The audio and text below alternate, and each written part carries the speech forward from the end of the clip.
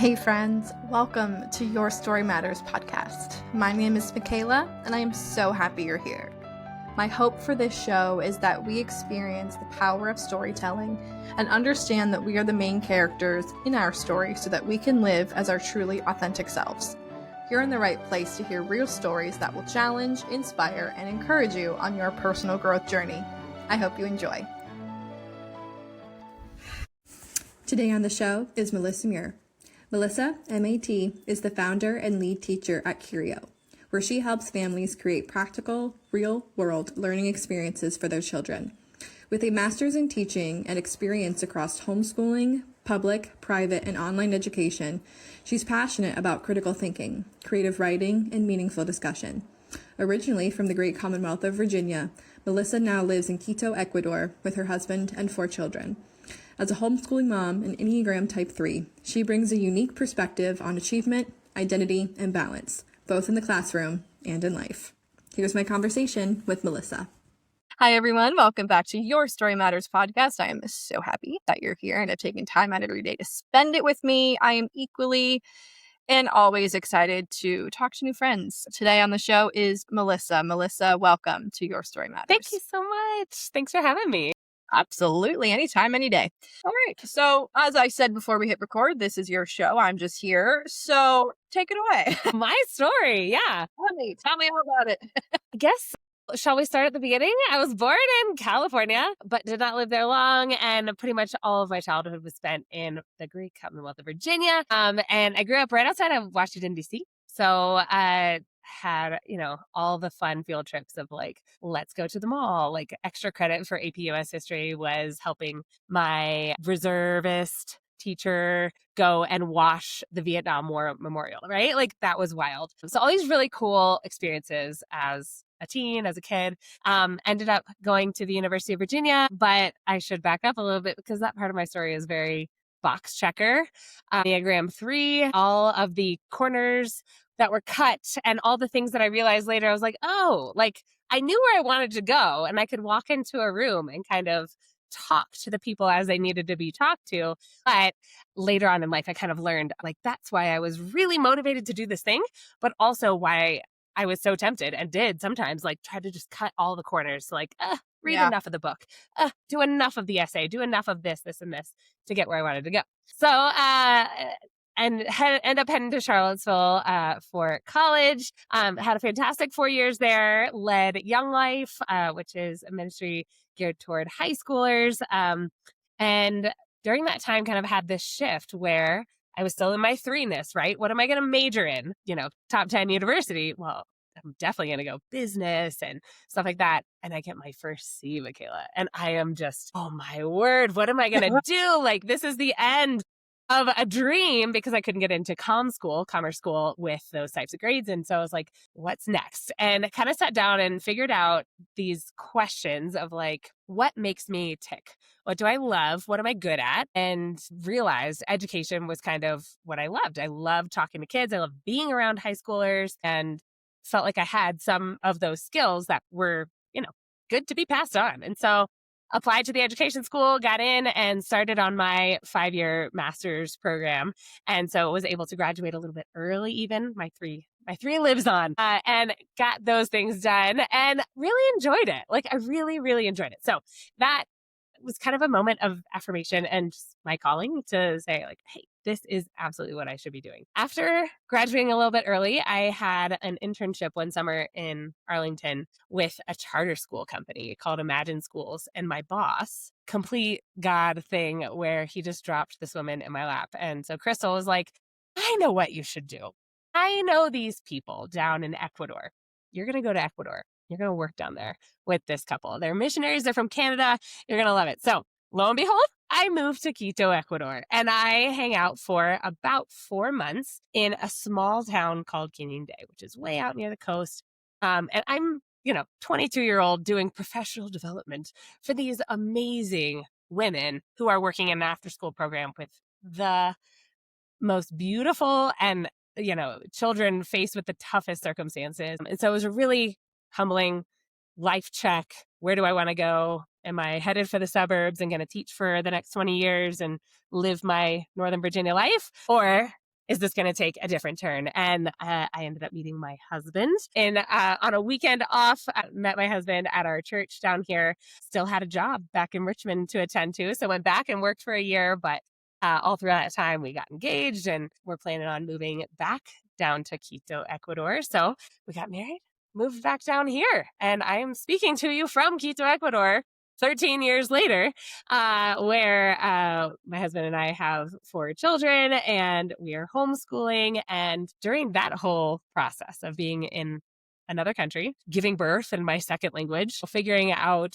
what it looks like to have kind of 2 countries to call home. And also, are we those homeschoolers? And I was not a homeschooled kid. I was a product of the public school system, the box checker, and the one who was very geared toward prestige, right? And so after stepping back and having all these really life-changing moments, and in there was like work in Nicaragua and hanging out in Guatemala and stuff like that, I started to realize like, hey, like there is much more to life than just checking these boxes. And so my husband and I kind of had a little chat, figured out like homeschool was what we needed to do with my teaching background, with legal backing to do that here from the state of Virginia. And then, just saving money for other things. And so since then, we've been raising bilingual and now trilingual kids. They speak French fluently too. They are awesome at sports, which is really fun as somebody who grew up playing high-level sports as well. During my last pregnancy, our 4th kid was born and my husband lost his job. He's a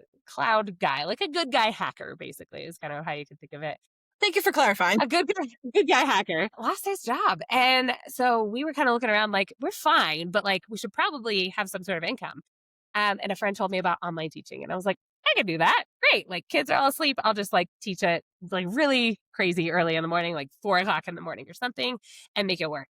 And it worked. And I loved it. And it was great. And it worked well for our schedule. So, that was early 2019. Boom, boom, boom. A few months later, we get pandemic and everybody is like, online education. Let's do it. Obviously, it didn't go swimmingly in a lot of cases, but we learned how to do it well. And so since then, out of that was kind of born my business, which is Curio. And so we offer all these online classes and printables and stuff like that for homeschoolers, but also for kiddos who are perfecting their English in Asia and here in Ecuador. And back in the US. And so it's been such a cool kind of full circle moment to see a lot of the things that I was like, I'm never going to get to do that again, to like, I get to do this every day for hours and hours. And I love it. And it's allowed us to kind of manage our lives from home. He thankfully got a job pretty soon after that and works from home. And so we were able to kind of manage things. So it's a fun place to be right now. It is a chaotic place. Our oldest is 12, 10, 8, and 6. And so we are constantly on the go. I'm constantly sweaty. It's just like one of those moments in life where you're just like, what's next? Whose bag is packed? Do you need a water bottle? Like that sort of thing. So that's where we're at. Present day, Michaela. We're at the present day and it is a busy day, but it's a fun time.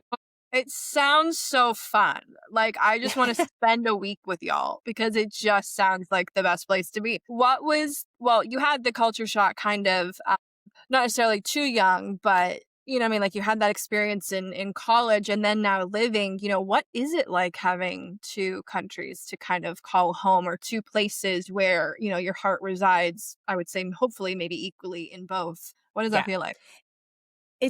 I feel really lucky.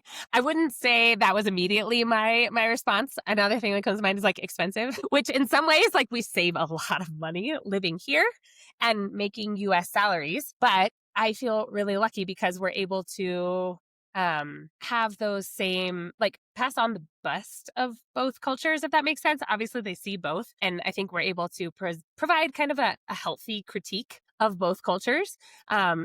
Safety and security here, not the best. Do our lights go out sometimes? Yes. Also, US, when my kids hear about, a shooting that happens or something crazy that's happening in a city that they've been to, and they're like, that happens there too? And I'm like, yeah, it's not all roses on either side. Here they get to live with a grandmother and an aunt very close by. We're not in the same house, which works better for everyone, right? But of course, they miss their other grandparents in the US. And so there's this kind of pull on both sides.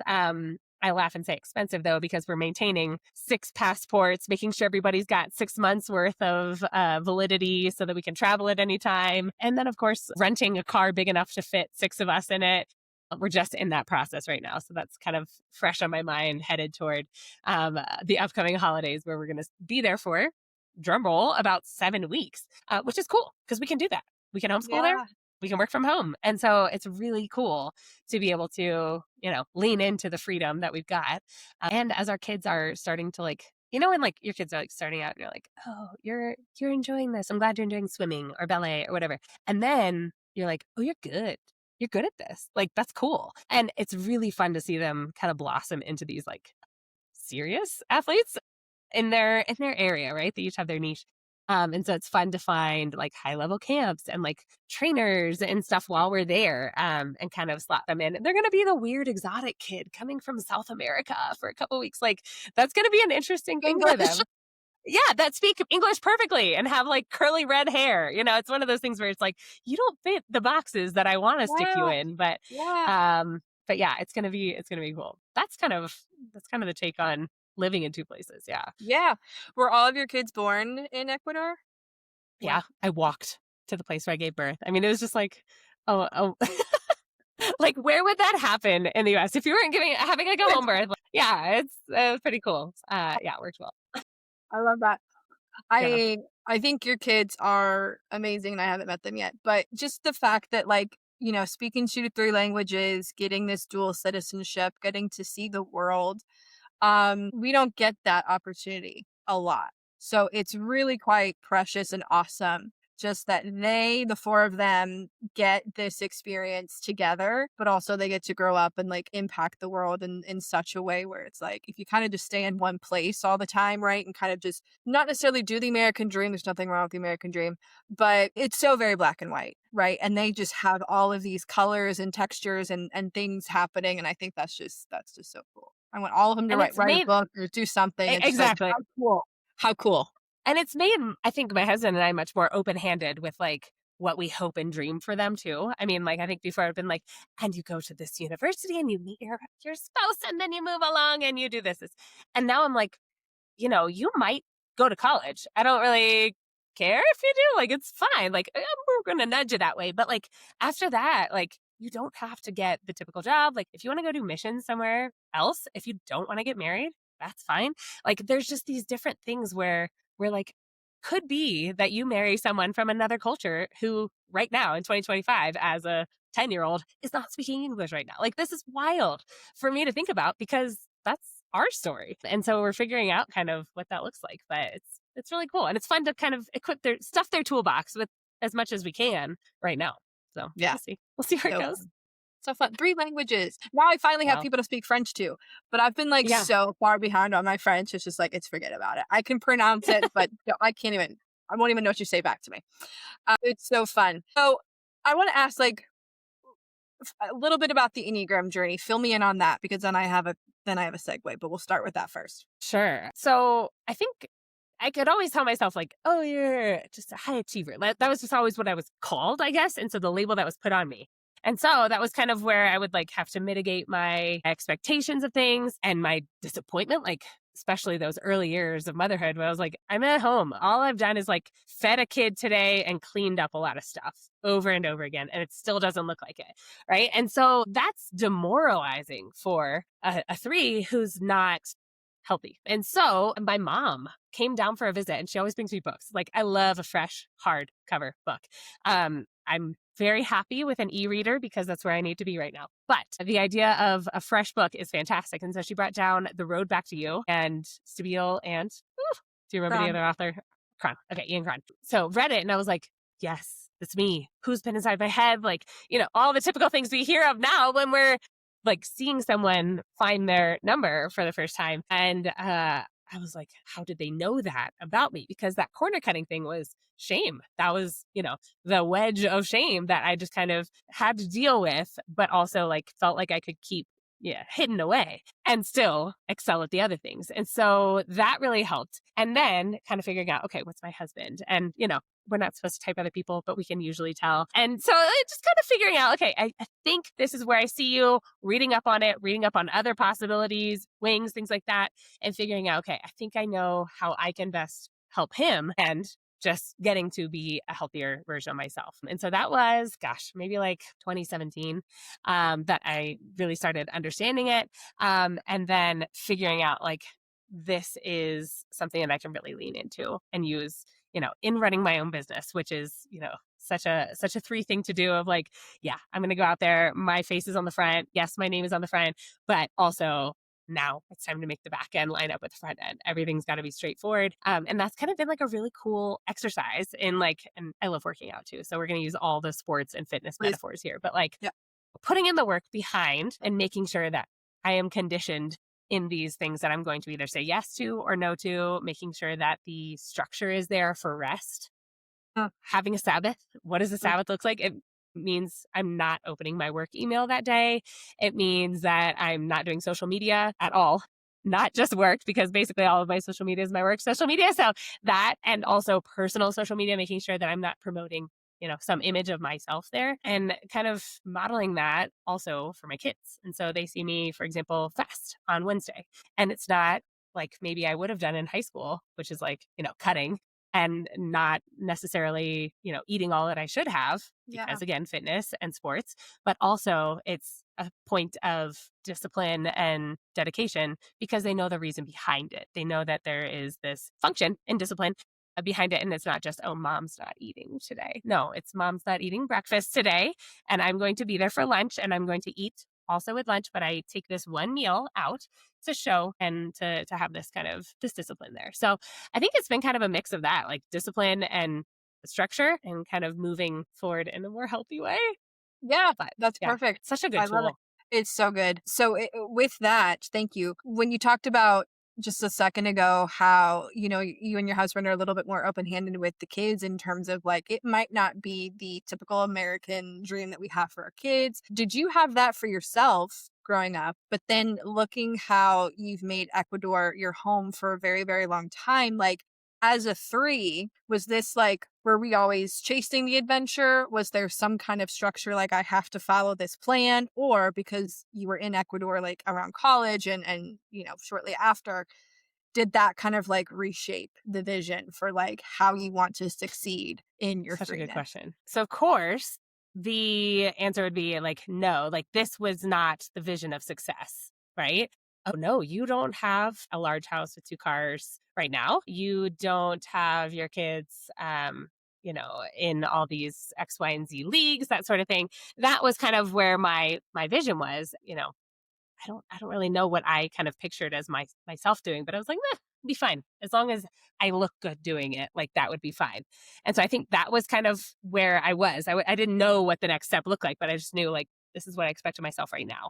And I knew, get married, have some kids, and keep moving. But I think for the longest time, I really feared like they're just going to see me as the one who, just that lazy one or that one who chose kind of a different culture, right? Our culture is not what she fits into anymore. And so it's like, well, no. And I'm still me and I can still hang with you, right? And this is, especially aunts, uncles, grandparents who just didn't quite understand. And that makes sense. Doesn't fit their norm. And definitely not something that would have happened this often in the 50s, 60s, 70s. And so I think once that it was clear, like, hey, my husband's a great guy. Hey, my kids are awesome. And hey, I'm really happy with what we're doing and how we've been able to kind of manage what we're doing to also still check some of those boxes of like feeling financially secure and also feeling like we're giving some perspective on what wealth is or wealth isn't. And kind of living way below our means because we can. And we can save stuff and we can give stuff and we can do interesting things with that at some point. Not right now. But I think that's kind of a cool thing. It's like being like, we've got this stuff that we're excited to do something with in the future, but we don't have the urge or the need to show off right now and say like, we got this car, we got this house, whatever. That said, we are building a house. I feel like I should put a disclaimer out there. We are in the middle of building a house, but like, it's also in like this really cool place out of like love and service, because we've got a mother-in-law and a single aunt here who need to be taken care of. And, that's a Mm. way that we can serve them. So it's kind of a cool mix of like, yes, check the boxes, what we need right now, but also like caring for others. So I don't know. We'll see. But it's been a cool adventure. Still evolving. I like that. And I think for me, I've always had this thing of, as an Enneagram 4, define like, this is what they say we should do. And I'm just like, watch me do the opposite. And lo and behold, here we are, just with, a lot of life lived in the last 12, 15 years. But I think it's so cool. You're the living example of, what does it really look like to have those goals? Like, we think one specific vision. I know that I'm guilty of that too. And I think the goal just might be simpler. Like, can we be financially stable, build wealth? Okay, check. How does that look? However, it needs to in order for that box to be checked, right? From that point of view. So I think that's really cool to know that, like, we are building a house. We also have our home in Virginia where our lives have been for so many years. But then it's like, great, how do I get to serve people? Family gets to live with me. Like, not many people can say that. Not many people want to build extensions to have people come in, because we're all very much like, no, me. But I like the concept of the basics of the goal without having the goal being so fleshed out that if it needs to change in any way, there's like a freak out. Right. And I think Exactly. that gives us a lot of permission to be like, what's the baseline of the goal? And then and then it can look however you want it to look. And I think that's just the beauty of your story and kind of what you're presenting is like, as long as it's happening, right? Yeah. In a good, healthy way. Yeah. And then it's open-handed, right? I still, my husband and I kind of laugh. Every once in a while we'll be like, kind of seems like it might get built. Like, it kind of seems like it might happen. Like, because we've been in this process so long that we're still open-handed with the house, even after buying the land and finding an architect and then getting rid of that architect and finding another one and getting rid of that one and then finding this one and paying, deposits on things. Looks like it might actually happen. And so, we kind of refuse to believe it up until the time. But yeah, and the living where we live in Ecuador, but people constantly are like, and when will you move back? And will you homeschool through high school? Sure, maybe. Like, who knows? It could be next year. It could be in 10 years, or it could be never, right? We're just okay with either one. And I think that comes with like knowing and trusting that we're not the ones in control of this. We're just, we're here to steward what we've got. Yeah, absolutely. What is it like teaching your own kids and in addition to the kids that are not your kids? Oh my gosh, Michaela, I've got so many fun stories about classroom kids Tell and me. my own kids. Tell me. Okay, first year teaching. Do you have any teaching experience? Have you ever taught in a classroom? No. I mean, like, I've taught dance, so to Okay. like 3-year-olds. Okay. So So yes and no. chaos. Mostly no. Like chaos, managing kids, stuff like that. So a first year teacher who's like, here's the lesson plan that I've got for you, children. And you're like, this is definitely all getting done. No, like 60% might get done. And the rest, you're going to have to figure out how to like kick it down the road and then figure out how to get it all in. So I'm teaching Spanish. I'm teaching at a gifted middle school outside of Richmond, Virginia. This is such a cool school. I go in, the dude who hired me ends up becoming like the Virginia, Secretary of Education, like the next year. He's not even the principal anymore. So I was like, dang it. It's okay. The school is so cool. Get the news. Hey, the school actually caught fire over the summer. So about 50% of our classrooms are now in trailers out back. Okay. So you're going to be in this trailer. It's right here. Whoa. Okay. All right. My 3 is kind of like, okay, great. Like, I can kind of make my own little bubble and like, I can fail a little bit in this bubble and like the kids and I will figure it out, but the rest of the school will not really know what's happening. And that was a real danger, but like, thankfully, like such a fun year. It was awesome. It was kind of a self-contained little cube of just like Spanish goodness. We made it a museum. I made it a crime scene to teach question words, to teach interrogatives. I would put like caution tape outside, muddy boot prints, stuff like that. It was just super fun. But taking that and then, figuring out like the weirdness of teaching middle schoolers, especially gifted middle schoolers who are like, I don't care. Like, I don't care if you think I'm weird. Like, I'm just a weird kid and I'm a middle schooler. So double trouble there. I would, another misstep on my part, whenever they would borrow a pencil, I would make them put their shoe in a box so that I would get the pencil back. Middle schoolers' shoes, though, terrible, and in a trailer there's no ventilation, so No. it was a bad choice, but that was hilarious. It was really fun. It was 1 year, And then I moved on. I taught in an international school here. And again, living abroad, a lot of times these international schools, you are taking whatever gringo comes your way and you're like, where can we fit you? Yeah, I know you said you teach Spanish, but you're a gringo in Ecuador. We don't want you to teach Spanish. You're going to be teaching ESL and you're going to co-teach first, second, and third grade. What the heck? I was a middle school and high school person, but yeah, my license does say K-12. So let's go for it. And so I'm there.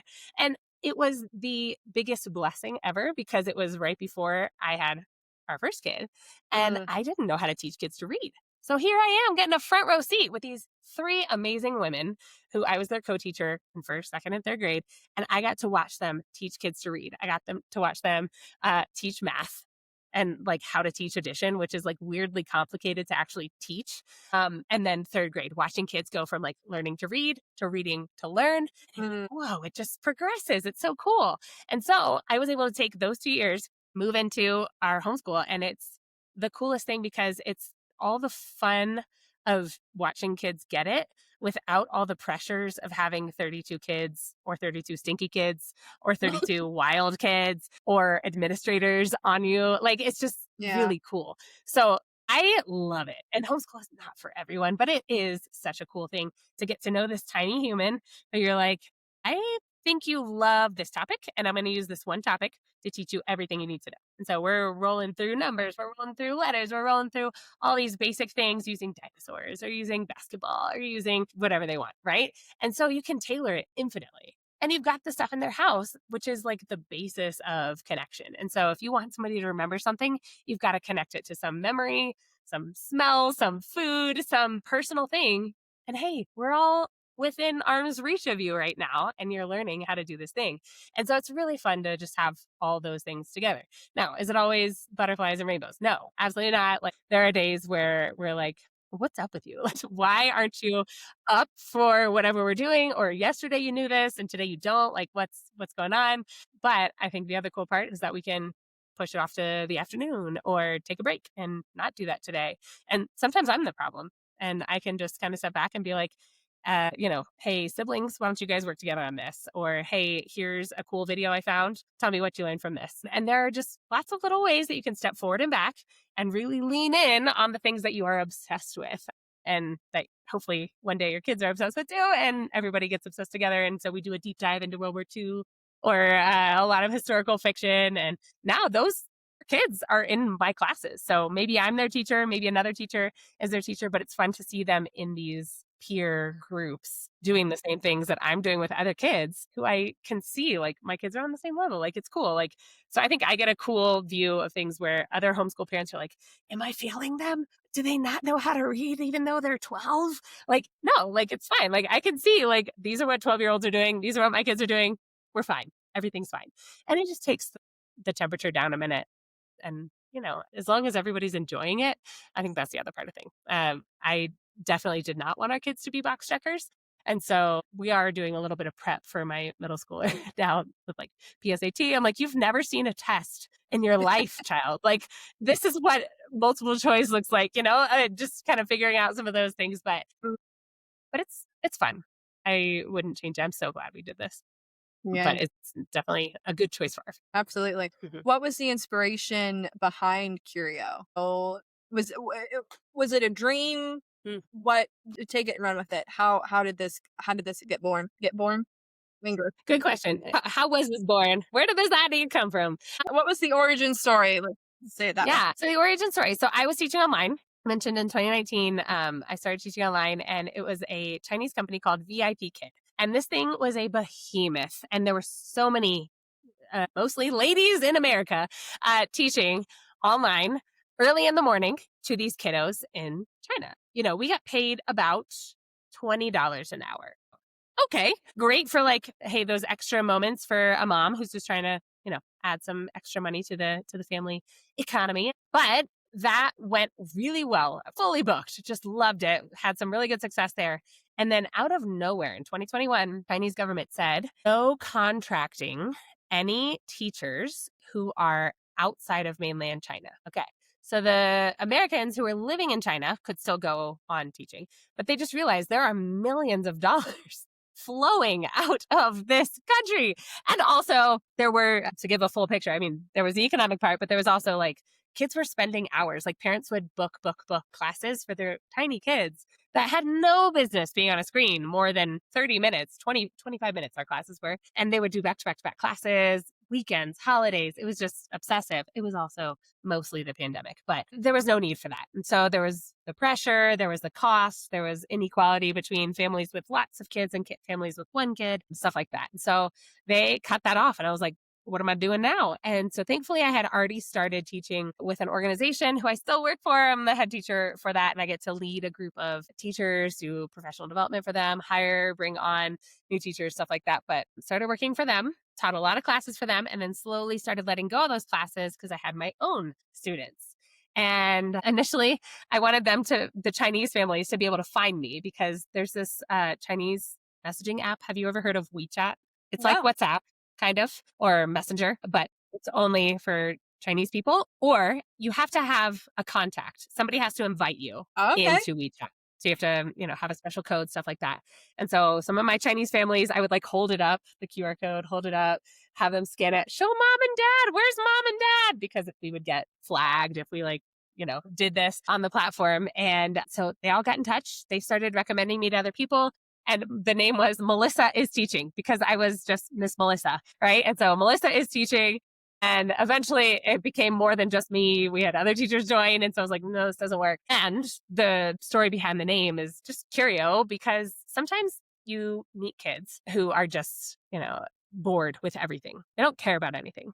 And then you meet a kid who is just jazzed about something, whatever it is, super random, viola, chess, this book they read yesterday, this point in history, this sport. And you're like, heck yeah, that's what we need. We need curiosity. So that's where Curio came from. The fact that it's translatable into multiple languages, the ones that we teach. And then, being able to kind of expand to some of the things that we teach, which is public speaking. We have these book clubs, Newbery book clubs, like the Newbery Medal of Honor. We do a series on those. And that's 9 to 13-year-olds. So that's like I'm stuck in middle school, Michaela. I'm just stuck in middle school. Like, it's the wet cement years is what it is. And so I think, if somebody's going to step in that cement, I hope it's me or somebody like me who's just like, you're going to do something, but you got to be creative and curious about it, whatever it is. I don't care what it is, but like, let's get creative with it. And so it's really fun to see those kids kind of fall in love with reading and ask questions about what they're reading and stuff like that. I don't think I had this dream. I don't think I ever dreamed that I would be a business owner. I don't think I would dream that I would work this hard. Do I still have the dream of working for a huge company, having really good insurance, having tuition paid for, having all these things? Heck yeah. Do I have some applications always running? Absolutely. But is the business the business? Yeah, because it's great. So I guess that's my 3 kind of battling with other gifting of the 3, which is, putting your skills into work. But so we'll see. But for now, it's the dream. Let's keep it open-handed. I love it. I love it very much. What is your advice, encouragement to teachers now? We all went online for pandemic and maybe it's a hybrid, maybe it's fully remote, maybe we're back in classroom, any and all of the above. You can just see the passion for teaching oozing out of every single one of your pores, and it's just infectious. But what is your encouragement on, those hard days or with how education is in the States? Because I don't know of it anywhere else in the world. But what would you just say to teachers? Because they're so important for so many reasons. Yeah. First off, I don't know that I could teach in a US classroom anymore. I think there's things that I'm scared of. I think there's things that I don't think are effective, but also that's like the place of most impact. So I think there's this kind of competing, and I've got tears in my eyes because I'm thinking of teachers that I know who are scared of their jobs and love what they do too. And so they don't want to leave it. So what I love is figuring out how to make the best with what you got. So if it's a classroom full of Sinky middle schoolers or a bunch of kiddos who have differing levels of English in elementary school, you live in the most beautiful time of tech to bring those tools in and use them. And they don't even have to be administration paid for. There's so many free versions of those things that are so helpful. We live in the time of teachers pay teachers, where you can like go on and grab stuff and pull it off and say, spend $2 on this really cool activity or this really fun game. And the amount of learning that's going to happen through the critical thinking, the analytical thinking, the creative thinking, the social skills involved in a game, fantastic. Does that erase the fact that we have to deal with standardized tests and, all the outside forces coming in? So I pray for that.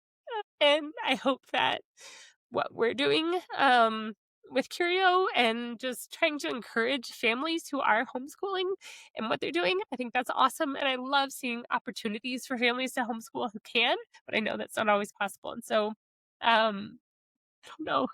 It makes me really sad, as you could tell. But there's a lot to be done. Sorry. Absolutely. No, Yeah. take your time. Thank you so much for sharing that. Yeah, there's so much there that you don't know unless you're in the business until you're in the industry, knowing how hard it is for some people. And then I think the beauty of kind of going back to kind of the theme throughout this whole thing is, when you say the big word teaching, you kind of think of classroom setting, whether it is a very Americanized thing or it's collegiate or whatever. But again, I think in your story and your life, you're showing that you're still doing the thing, but in all of the different ways that, who could have dreamed of or thought of. Yeah. Right. Yeah. So, there is hope to kind of either take things online to, again, start all of these little, like, just watch Curio like pop up all over the world, right? Or something akin to it of, hey, let's help out where we can, because there are systems in place that have just been around forever. And sometimes just because Yeah. just because they're the pillars, doesn't mean that it's necessarily holding up the structure anymore in the way that it used to. So I think this is brilliant of just the creativity to be like, hey, we're still doing this, but we're doing it in a different way. And there's nothing wrong with that. So Yeah. just, I want to honor you for doing this whole big, brave, beautiful, scary, wonderful thing. And knowing the impact it's having without even you need to talk to Thank you. anybody. I just see the impact coming from it. And so as we're closing here, which is just absolutely wild because I could talk to you all day, but you obviously have things to do and that's totally fine. But just what is next? What's next for Curio? What's next for you in this next chapter? Kind of how do you see your story unfold? Well, somehow I have almost a 13-year-old, which is wild. So we are, let's see, it's all mixed now, Curio and family stuff. So, Yeah. with our 13-year-old, I mean, we're looking at high school stuff. And so I've had a few people be like, my 13-year-old is turning 14 and is now a freshman, and we're looking at AP Lit. And I'm like, we could do a high school book club. So the high school book club is going beta potentially this spring. That's still under wraps, but we've got a few invitations out there, which I'm really excited about. And it's just, they're grown up books. And so it's wild to think like that's what we're giving kids to read in AP Lit, but it's cool. I mean, we're doing things like Outliers by Malcolm Gladwell, and gosh, so many really good historical fiction books where we can learn so much from what's happened before and weave story in and kind of have kids see their spot or have them. I love the idea of like trying on your place in history. Yeah, you don't have to be there. You don't have to, be the soldier or jump off the Titanic or save this person in this situation, but you can try on those feelings and see, ooh, I'm scared of this, or I think this is really cool. So that's where we're at with Curio. I'm excited to kind of get that off the ground. And then for our family, we are in the midst of, sports and figuring out how people are going to do in championships this weekend and travel in December. But even before then, I'm like, we've got Friendsgiving. We've got these other expats here that we just love and spend different holidays with. And so I don't want to look too far ahead. I've just got so many things the next few weekends to look forward to. But it's a good moment. And to bring it back to books again, I just finished a book called The First State of Being by Erin and Trotta Kelly, and it's a YA book. It's just very teenager-ish, and I'm going to use it for a class, but it's all about the fact that even though these time travelers from 200 years in the future are dealing with this big tech movement, they always come back to the first state of being. Where are you right now? What are you doing right now? How do you feel right now? What are you grateful for right now? And I love the family that's featured in that book. And the mom just always says, what's your first state of being? Don't be in the third. Don't be worried. Don't be anxious. Just be where you are right now. So that's where I'm trying to be right now. Perfect. How wise from a very future focused type 3 to just like be present. Good for you. good Thank you. for you. Because this Enneagram 4 is still stuck in the past and like trying to like be friends with the present, and the future is terrifying. So like we can forget about that. There is so much. And I think that's beautifully said, where, we don't know what next year brings. We don't know what 2 and 3 years from now brings. But I think there is such, again, a wonderful thing of looking forward to Friendsgiving of yes, what's next for you is the next couple weeks. And I think that's just wonderful to be excited about the community and the family and just bringing people together. Melissa, you're a joy. Gosh darn Hey, delight. thank you.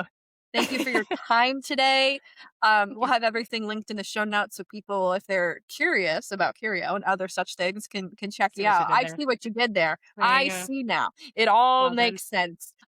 Thank you for the work that you're doing. It is super impactful, and you're a rock star. Thank you so much for your time today. Felt like therapy. Thank you.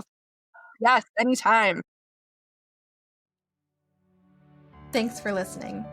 I invite you to subscribe to this podcast wherever you listen, give it a rating and review while you're at it. It really goes a long way. And check out the show notes for all the ways to stay connected with me and our guests. Until the next episode.